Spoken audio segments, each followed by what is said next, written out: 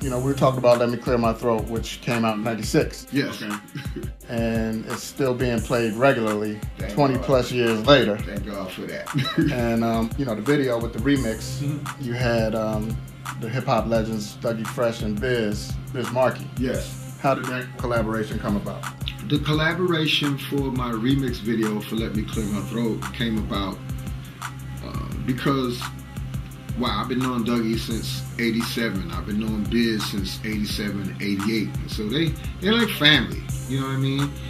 And so when it was time to do this remix, I was like, I can't think of anybody else that would have been better. You know what I mean? That would have been a better fit for that particular song than those two cats, because they're just like me. Like, they do party music, you know what I mean?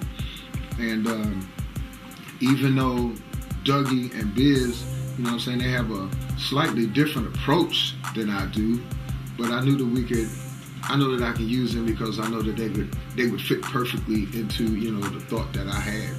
And the crazy thing is, none of that was written. None of it was. Those were freestyles.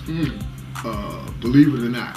I told Dougie, I said, look, I need 8 bars. I'm going to lead you in and I'm going to lead you out. I told Biz the same thing. All I need is 8 bars. And they did it. There's a part in the song where Dougie does this Tupac tribute. Once again, just right off the top. That's just Dougie being Dougie. You know what I mean? Tupac. Yes. Tupac. Yes. That's just Dougie being Dougie, and I just roll with him. And once again, that's because we've been working together for so long. You know what I mean? Nothing is rehearsed. We just do it. So, okay, now you're one of the few hip-hop artists that was able to transform live recordings to wax with the DC Go-Go style call and response. Tell us a little bit about how that process works. A lot of people probably know that I'm probably the only guy that's running around here recording live. Well, I guess I got that from my go-go music background. I got the idea for doing that from Trouble Funk. Shout out to Big Tony, and rest in peace to Dyke, you know what I mean, from Trouble Funk. So I got the whole idea of recording live records from just listening to Trouble Funk records.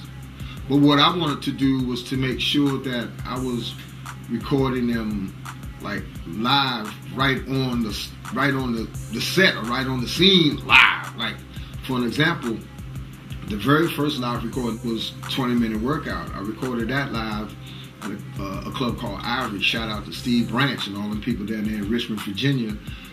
I was cutting Dougie Fresh. I'm getting ready back and forth on the turntables while I got a mic in front of me and going back and forth with the crowd. I had crowd mics hung up in the ceilings.